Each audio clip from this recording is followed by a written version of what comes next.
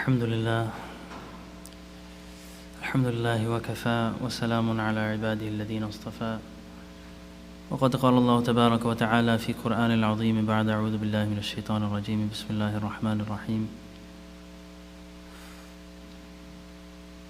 والضحى والليل إذا سجى ما ودعك ربك وما قلى وللآخرة خير لك من الأولى ولسوف يعطيك ربك فترضى صدق الله العلي العظيم وصدق رسوله النبي الكريم ونحن على ذلك من الشاهدين والشاكرين والحمد لله رب العالمين.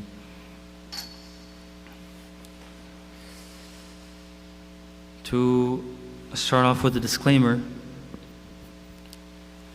this will not be, so to say, an educational program or an academic program. It's more of a spiritual program. That being said, the word depression, when people use it, they can use it in one of two senses. You have the linguistic usage of the word, and you have the word in its technical usage. So, when a person, he says, I'm feeling depressed, I'm feeling down, then he means, he's like sad. And this is totally different from the depression, which is a technical term in the medical field. So, for the description of the program, when it says Nabi sallallahu alayhi wasallam, he was depressed, and then Allah subhanahu wa ta'ala revealed the verses consoling him. In that statement, the word depression didn't mean that there was a chemical imbalance, na'udhu billah, inside Nabi Kareem sallallahu alayhi wasallam. No, it meant he was disheartened and he was feeling down. And Allah subhanahu wa ta'ala, to help him feel better, he sent down those verses. Also, before we start, we have to realize that depression, the medical depression that I'm referring to, is a serious issue. Many people, they think that, I have a heart problem or I have a certain disease, but then they sort of want to hide away this mental depression. But this is something not to be shy about. This is not something to be stigmatized. The people who are involved, we should try to help them, be empathetic, and get them the professional help that they need. Bismillahir Rahmanir Rahim. Allahumma salli ala Muhammad wa ala ali Muhammad wa barik wa sallim.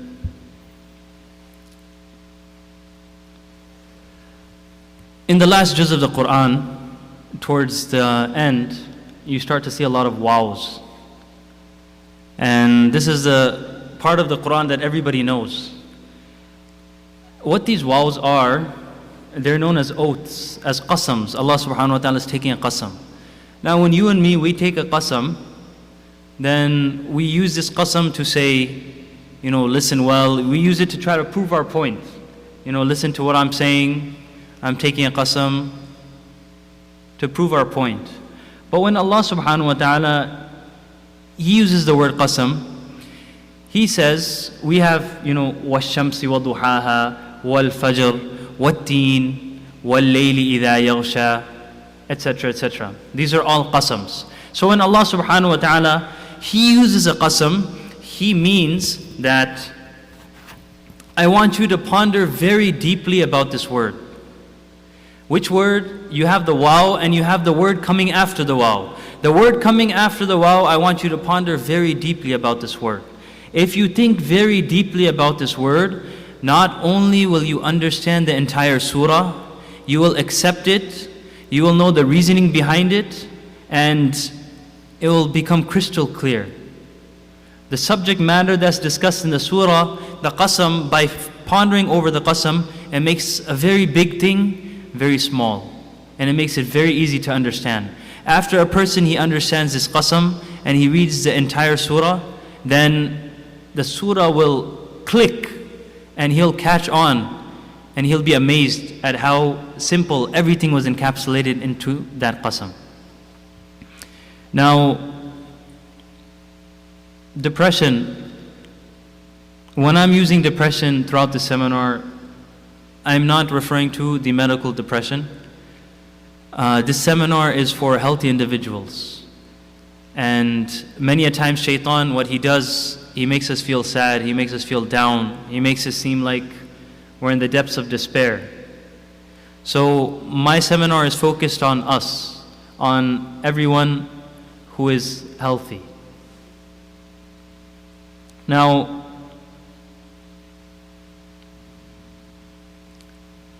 a person when he goes through depression, when he is experiencing the sadness, then he's always down. He's always sad.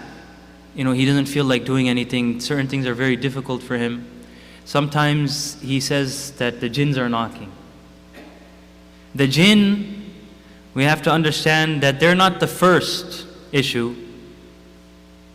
The jinns are the second issue. The first issue is the issue of the mind. A person who has a weak mind, the jinnat will start attacking. The person who has a strong mind, jinnat will also attack him, but because of his strong mind, he'll just shoo everything away. The Quran mentions this in Surah Al-Jinn, when Allah subhanahu wa ta'ala is describing a traveler. He's saying, Bismillah ar-Rahman ar-Rahim, وَأَنَّهُ كَانَ رِجَالٌ مِّنَ الْإِنسِ يَعُوذُونَ بِرِجَالٍ مِّنَ الْجِنِّ فَزَادُوهُمْ رَهَقًا. A person would be traveling in the jungle. While he's in the jungle, he hears some rustling in the leaves around the bushes.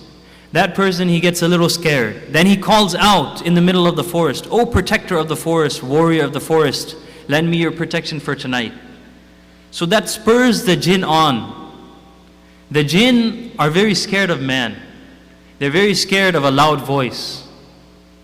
So Allah subhanahu wa ta'ala is saying, because the jinns get spurred on, because when that man, he calls out his name, "O warrior of the forest, protector of the forest," then the jinn, he looks around and he tells everyone, "You see, even he accepts."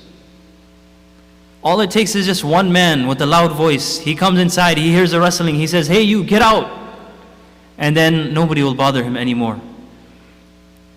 The jinn, when they find a weak mind, then they attack that weak mind. And when they find a window to enter, it's very difficult for them to get out. This depression or the sadness that we experience is something felt by everyone. And it's not just something, it's a very unique sickness. Not the sickness, I mean. This was, understand it like a person who has doubts, waswasa of shaitan. You enter the masjid and you see a person, he's praying salah, and while he's praying salah, he's moving his leg a little bit. After salah, you ask him, "Why were you moving your leg?" And then he says, "I feel like urine drops are coming out." So, a person suffering from waswas of shaitan is not anything, it's not a sin in itself, but he's caught in a trap. And once shaitan grabs you, then the game never stops. This person, he's always doubting whether I have wudu, if it's dry, is my salah complete? He says, "I left my nafil, I left my farad, I left my sunnah, I left everything." And this doubt, it increases slowly, slowly. You start to doubt your salah, you start to doubt your ibadat, you start to doubt your family, you start to doubt your friends. Husband will doubt his wife, wife will doubt her husband.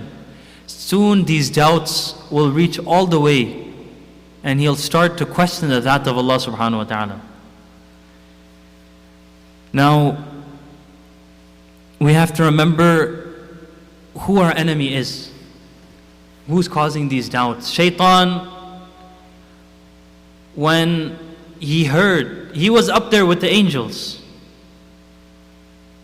And when insan was created, and he was made the masjood of the malaika, angels were prostrating before him. Allah subhanahu wa ta'ala commanded it. Angels, Allah subhanahu wa ta'ala commanded the angels, prostrate before him. Any single person who goes out seeking the knowledge of the deen, stay with him. He commanded the angels to be on both of our sides. He commanded the angels to write down the good that we do. And if they want to write down the bad that we do, Allah subhanahu wa ta'ala tells them, wait. Let's see what's going to happen. Maybe he might make tawbah. You erase it.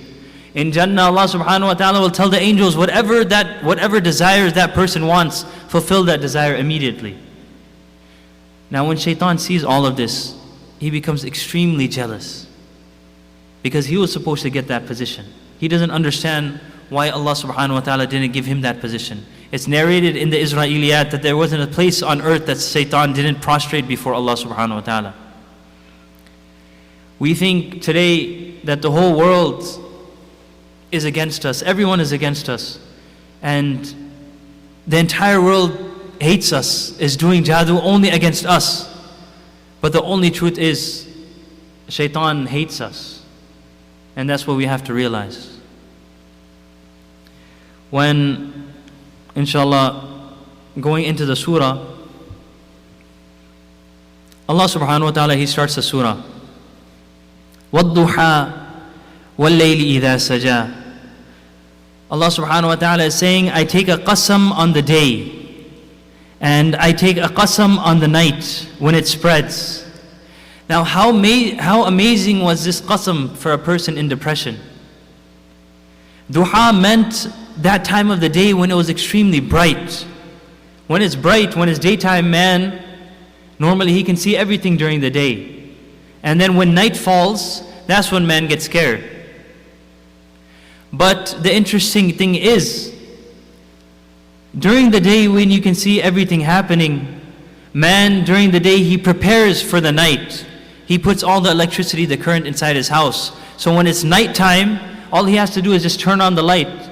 And he says, it's not dark anymore. I can see everything. So when Allah subhanahu wa ta'ala, what was He referring to when He used these qasams? Allah subhanahu wa ta'ala said, I want you to think of the day, and then I want you to think of the night. And what you will understand when you think of these two things is that this world is a combination of brightness and darkness. Happiness will go together with sadness. Health will go together with sickness. Poverty will go together with richness. The day, just as how the day comes, the night will definitely come. And just as how a man, he prepares for the night during the day, similarly a man, he has to prepare for the bad times, for the difficult times while he's in the good times. And this is the story that man forgets. You have a man, he opened up a business. His business is successful. He's making $30,000. You ask him how much he's spending, he says, I'm spending $30,000. So you ask him, but what about, aren't you saving? Aren't you saving for a rainy day? He says, I don't believe in a rainy day. And then the business flops. Everything is lopsided. The man fell into depression here. Why? Because he believed that the night was never going to come. But you tell that person, وَالضُّحَى, by the qasam of the day, وَاللَّيْلِ إِذَا سَجَى, by the qasam of the night, just as how the day will definitely come, the same way the night would definitely come. And the same way you had to prepare for bad times during the good times, we were supposed to prepare for difficulties during our good days. If for 4 months nobody's going to get sick, then man must understand that on month number 5, someone has to get sick. Now you have to go to the doctor. Now you have to see the bill. But just like how you don't become scared in the night because you have lights, you prepared for it. Just like how Allah subhanahu wa ta'ala, that Allah subhanahu wa ta'ala who brought the day, that Allah subhanahu wa ta'ala, in my depression, my darkness, it's that same Allah subhanahu wa ta'ala who will bring the day again. It's the same Allah subhanahu wa ta'ala who will bring happiness in my life again. Subhanallah. And man, he'd have 25 years of happiness, and then there would be a small 3-year gap. But during that 3-year gap, man will forget all those 25 years of happiness. But by the qasam of the day and the qasam of the night, that if you have yaqeen on that being, if you have yaqeen that day will come again, then go to sleep. Because Allah subhanahu wa ta'ala will bring day again. And then, after these 2 ayahs, then it becomes a surah of love. It's where Allah subhanahu wa ta'ala, He is speaking with the servant. When a man is in problems, when a man is in difficulties, he finds that his friends are leaving him. His associates are gone. He has no more messages, no more WhatsApp messages. He's checking his Facebook, he's checking all of his messages. Nobody's there. That person is being told by the Creator of the heavens and the earth that when difficulty comes upon you, Shaitan will make you think that every single person has left you. But a person will ask Allah subhanahu wa ta'ala, he's asking Allah subhanahu wa ta'ala, oh Allah, what did I do? I'm praying my salah. I read Surah Yasin today. Before I got into my car, I recited the dua. That's the same day the accident happened. Subhanallah. And imagine where this is coming from. Allah subhanahu wa ta'ala is telling him, مَا وَدَّعَكَ رَبُّكَ وَمَا قَلَى. Your Rabb, Allah has not left you, and your Lord is not angry with you. Subhanallah. Imagine where this is coming from the creator of the heavens and the earth to that individual who is sad, who is depressed. Normally when we meet someone sad, when we speak to him for only 5 minutes. Nobody likes to see a sad person. But when that man is sad, he must understand that that person, that being who is listening to all of his cries is Allah subhanahu wa ta'ala. He's the one listening to him when he's sad. He's the one who's listening to him in the darkness of the night when he's crying all by himself. He has nobody to talk to. Allah subhanahu wa ta'ala speaking to him.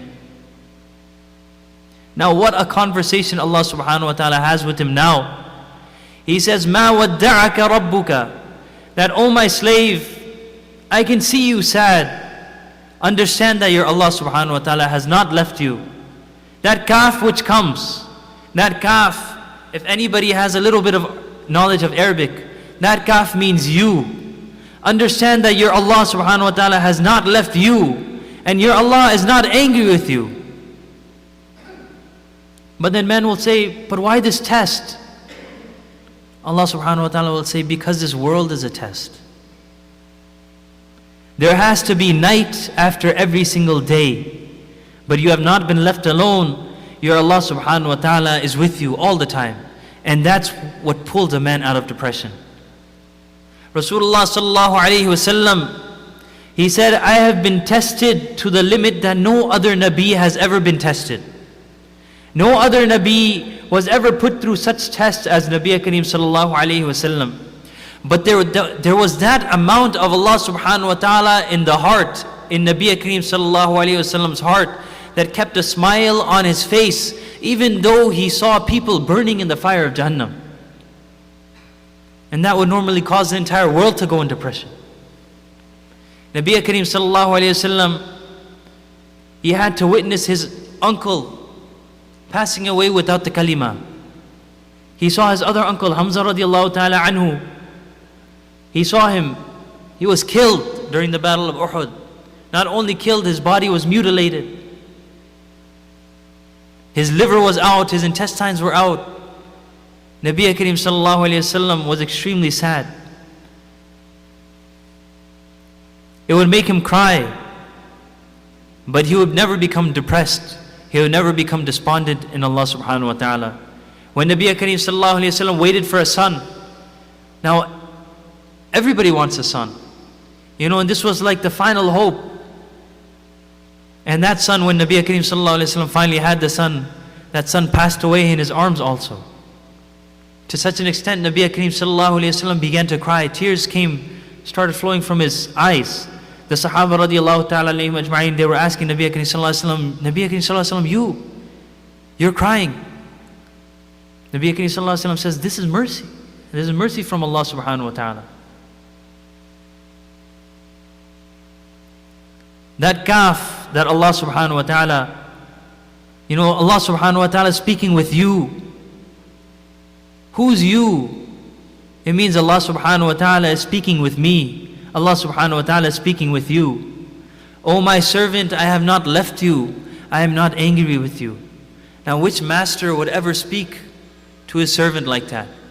Normally a master, he would tell his servant, he would give him one smack. And then he'd say, go work. But then this is Allah subhanahu wa ta'ala, so loving. If any person is feeling depressed, if he's feeling sad, he should read this verse to his heart.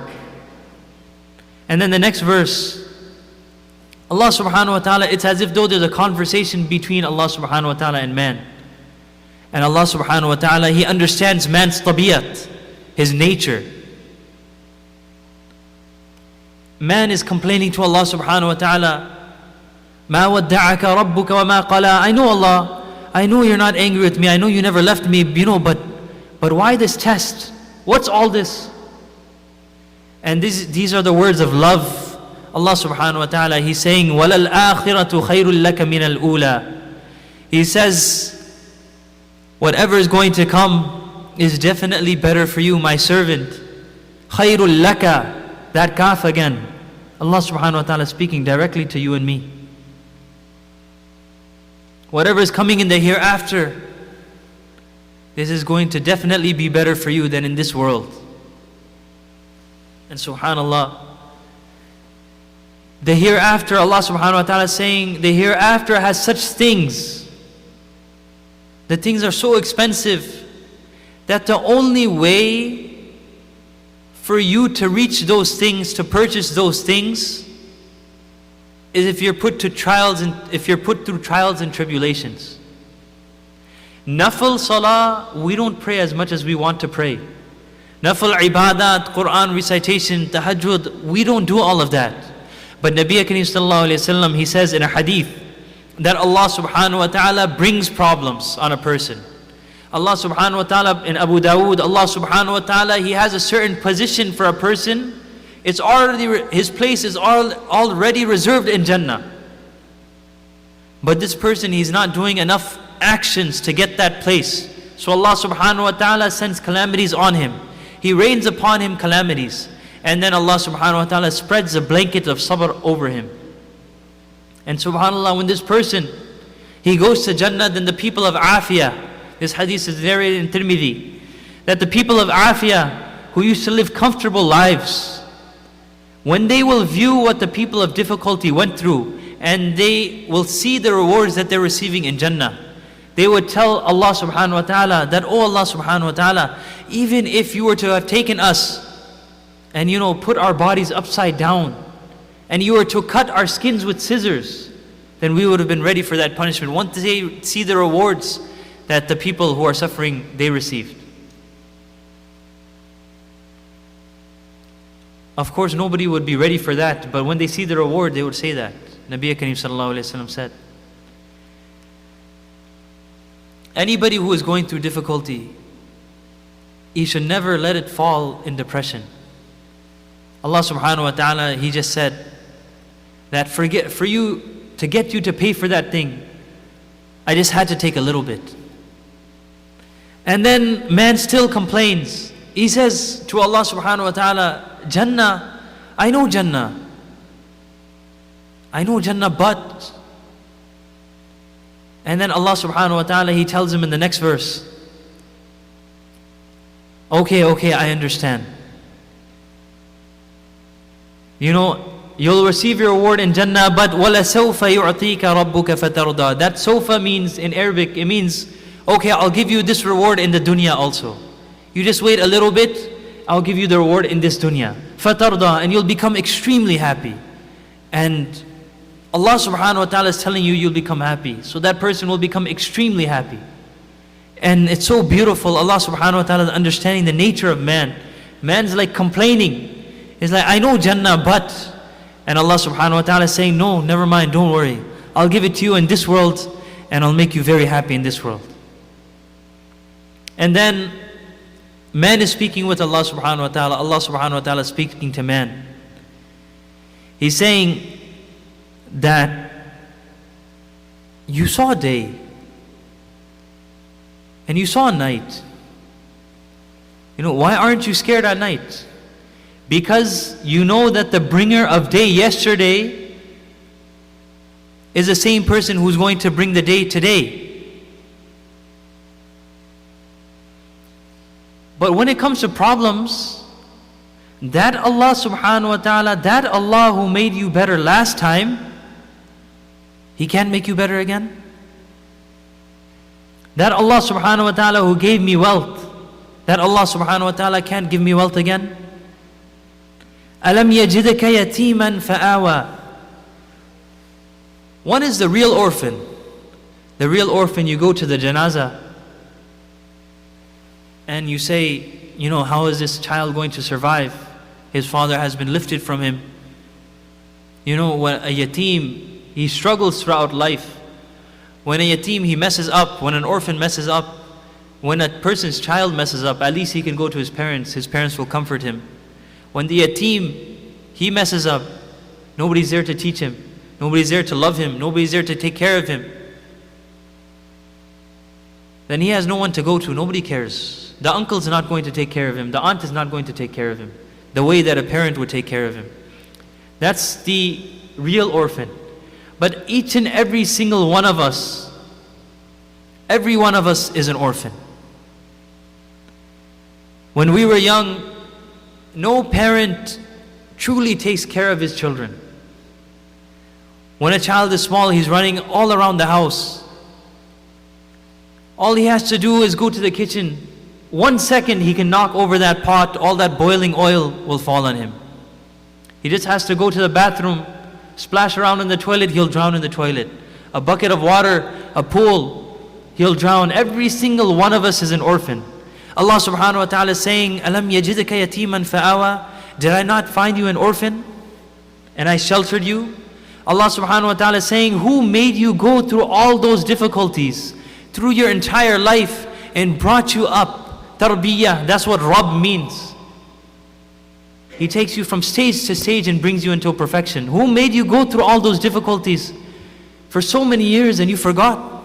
Now you have a difficulty now in your life, and Allah subhanahu wa ta'ala, He can't change that anymore. That same Allah subhanahu wa ta'ala who brought you up through all those difficulties and brought you safe and sound, that same Allah subhanahu wa ta'ala will take care of all your problems. وَوَجَدَكَ ضَالًّا فَهَدَى. And found you lost and guided you. So many times, we weren't always praying salah. We weren't always reading Quran. We weren't always conscious of the deen. So many times, our main concern was the dunya. While we were committing sin, we didn't think about Allah subhanahu wa ta'ala. Salah was not a priority in my life. Quran was not a priority in my life. Deen was not a priority in my life. But Allah subhanahu wa ta'ala, He's saying that we found you lost, misguided, and we brought you back on the road. So many times, a person makes tawbah, he goes back to the sin. He makes tawbah again, he goes back to the sin. Makes tawbah again, goes back to the sin. That Allah subhanahu wa ta'ala who put you on the road, that Allah subhanahu wa ta'ala can't put you back on the road again and again and again. That same Allah subhanahu wa ta'ala who's doing all of this, that same Allah subhanahu wa ta'ala is there. And the last one, because the sickness of this ummah was always going to be wealth. Allah subhanahu wa ta'ala, He's saying, وَوَجَدَكَ عَائِلًا فَأَغْنَى. We found you poor, we found you needy, and we gave you wealth, we made you independent. A person's business burned down. He calls his shaykh. His shaykh tells him that Allah which made you wealthy the first time is the same Allah subhanahu wa ta'ala which will make you wealthy the second time. There was a time when we had nothing, and we built and we built and we built, and we had something. Now when everything got destroyed, we thought to ourselves, how will I ever do it again? But this I was never supposed to be there. We didn't do anything. Allah subhanahu wa ta'ala did everything, and Allah subhanahu wa ta'ala does everything. Why we were depressed this time is because we thought we did everything. Now Allah subhanahu wa ta'ala, He's saying in the next verses, فَأَمَّا الْيَتِيمَ فَلَا تَقْهَرْ وَأَمَّا السَّائِلَ فَلَا تَنْهَرْ. Allah subhanahu wa ta'ala is telling us, the main thing you have to do to remind yourself is that, my problem, the big problem I thought I had is actually a very small problem. Actually, it's not a problem at all. It's just in the mind. Allah subhanahu wa ta'ala, He's saying, whenever the orphan will come to you, whenever the beggar will come to you, and you don't do anything funny. Don't rebuke him, don't oppress him. Allah subhanahu wa ta'ala is saying, when that beggar is there, then look at him with the eyes of compassion and ibrah, lesson. When that beggar is knocking on your window, then at that moment, we have to think that, oh Allah subhanahu wa ta'ala, the creator of roles, glory be to that Allah who placed me in the car and who placed him outside. I could have been the one on the street begging, and he could have been the one rolling up the window. And Allah subhanahu wa ta'ala, He didn't say to help every single orphan, but Allah subhanahu wa ta'ala told us to look at the orphan with the eyes of compassion. We have our entire family of love. That orphan has nothing. What haven't I been given? But the reason why man complains is because whenever he complains, he always looks at his richer neighbor and he pretends that the poor neighbor doesn't exist. Because for him, that's like a dream. You ask him, what are you so sad about? Why are you going through depression?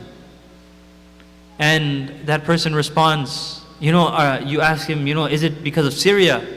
Is it because of Burma, the refugees? So then he says, my team lost. It was by one basket, one goal, 2 runs.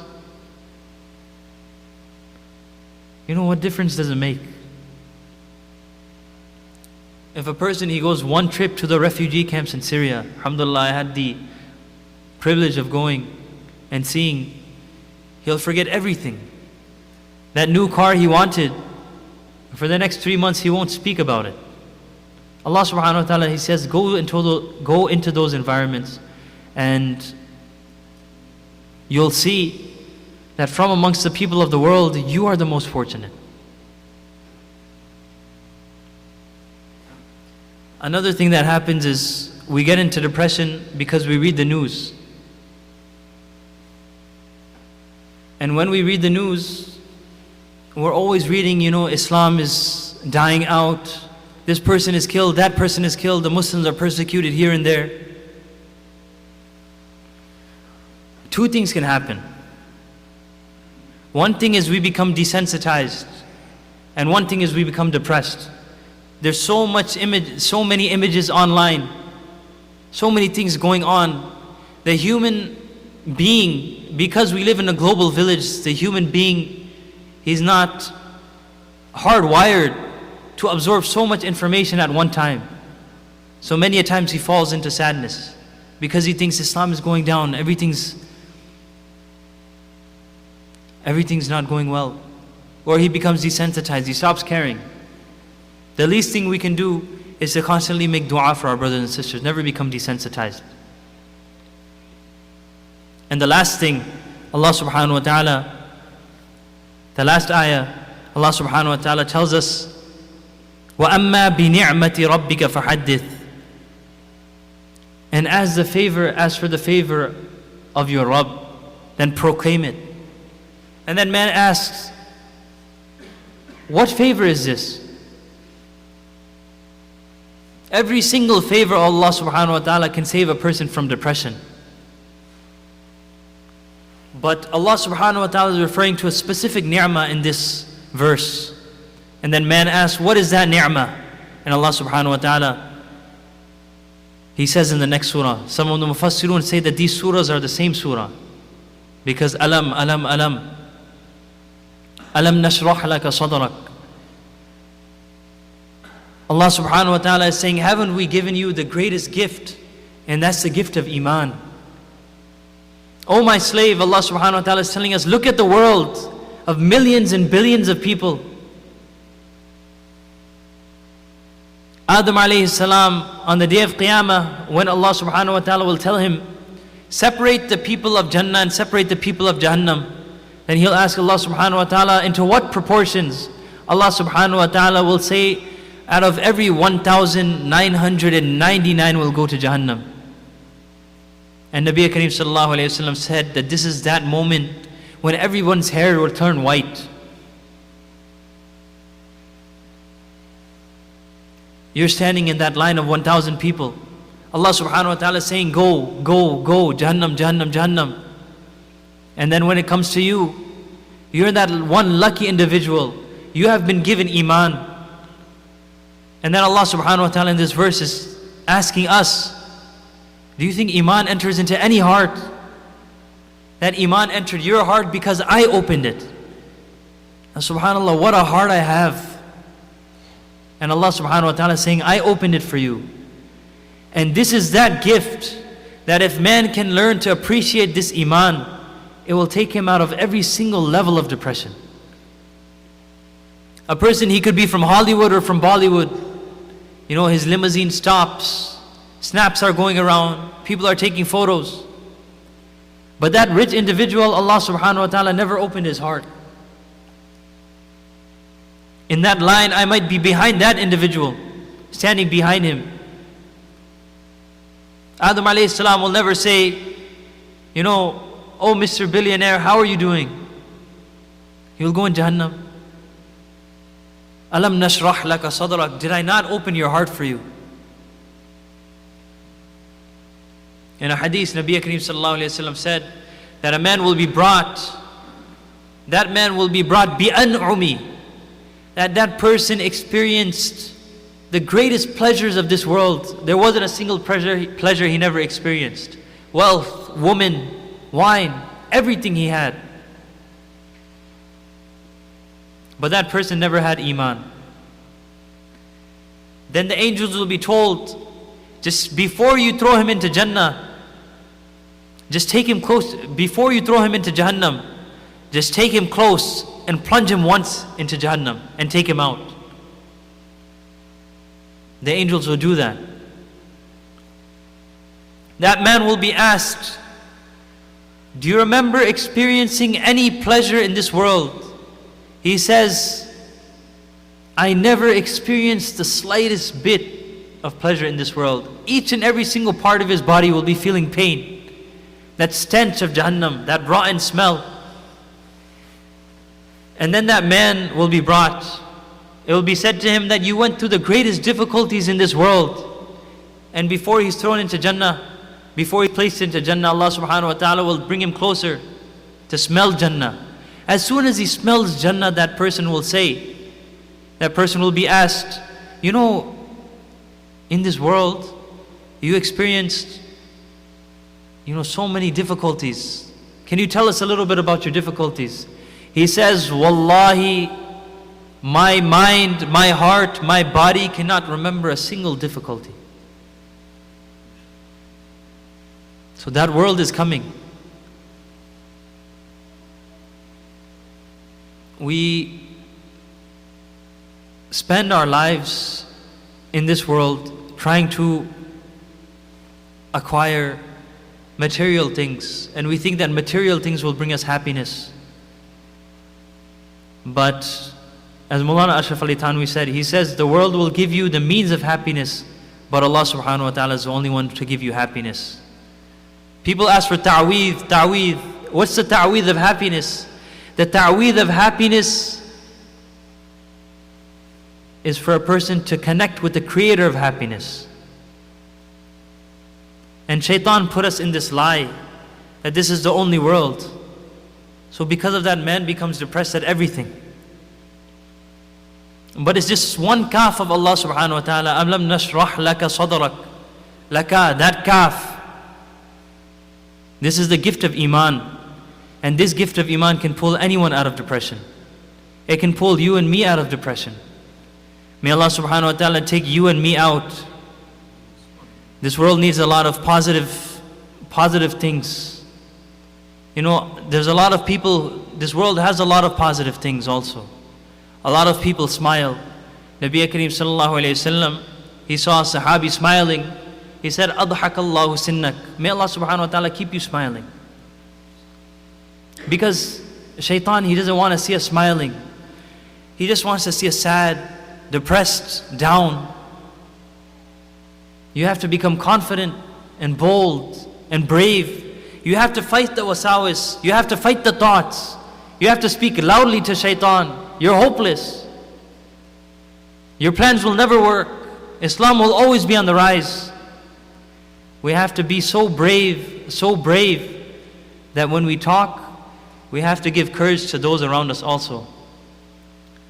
May Allah subhanahu wa ta'ala never protect us from the sickness of depression. May He protect our families from the sickness of depression. May Allah subhanahu wa ta'ala never allow us to become depressed. And when a person is depressed, then there's always that one thing he can go to. Allah subhanahu wa ta'ala is always there. Allah subhanahu wa ta'ala is always listening. And Allah subhanahu wa ta'ala, مَا وَدَّعَكَ رَبُّكَ مَا قَلَى. Allah subhanahu wa ta'ala has never left us. And Allah subhanahu wa ta'ala is never angry with us. We just have to go back to Allah subhanahu wa ta'ala. And Allah subhanahu wa ta'ala is always there. Whenever a person is feeling depressed, he should read the surah in his heart. He should look over the tafasir. He should see how Nabi Kareem sallallahu alayhi wasallam, what happened when the surah was revealed. Nabi Kareem sallallahu alayhi wasallam, he wasn't receiving wahi. Because he wasn't receiving wahi, he thought, maybe it's my fault. Maybe I did something. The mushrikun were making fun of him. His Lord left him. He's not receiving his wahi anymore. Qala. His Lord is angry with him. So then Nabi Kareem sallallahu alayhi wasallam, extremely depressed, extremely sad. Because Nabi Kareem sallallahu alayhi wasallam, he's being attacked from all directions. And people are suffering, he's suffering, his followers are suffering, everyone is suffering. And he's always thinking it's my fault. لَعَلَّكَ بَاخِعُ عَنْ نَفْسَكَ. Allah subhanahu wa ta'ala is saying, you're going to destroy yourself. You're so concerned. And then these verses were revealed on Nabi Kareem sallallahu alayhi wasallam. And to conclude with the final minutes, whenever we go through a difficulty, then Nabi Kareem sallallahu alayhi wasallam told us that we should always recite Inna lillahi wa inna ilayhi raji'un. And the meanings of these verses of the Quran, verily we belong to Allah subhanahu wa ta'ala and we are going to return to Him. Why does a person become sad when someone passes away? That person becomes sad because he thinks he's never going to see that person again. But this dua is saying that we all belong to Allah subhanahu wa ta'ala. And we're all going to return to Allah subhanahu wa ta'ala. But if a person, for example, he tells his loved ones that I'm going to visit a certain town, I'm going to visit a certain country, within a week I'll be back. Then his loved ones, they're not so worried, they're not so sad, they're not so depressed. Because they know that eventually this person, I'm going to see him again. And when we say Inna lillahi wa inna ilayhi raji'un, whenever a calamity befalls us, whenever someone passes away, then this is what Allah subhanahu wa ta'ala is trying to tell us in our hearts.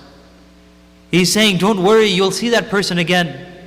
Just the example is of a person who has a shelf, and he has a top shelf and he has a bottom shelf. And Allah subhanahu wa ta'ala, He's the Malik, He's a controller, He's a creator. It's just that Allah subhanahu wa ta'ala wants to put some people on top in Jannah, while the rest of us are still remaining in the dunya. But wa inna ilayhi raji'un. Eventually every single one of us, inshallah, we will be reunited with our loved ones. We'll all be in Jannah. Jazakumullahu Khairun. This was the end of the talk. Subhanallah wa bihamdi, subhanakallahumma wa bihamdik. Nashhadu an la ilaha illa anta nastaghfiruka wa natubu ilayk. Assalamu alaikum wa rahmatullahi wa barakatuh.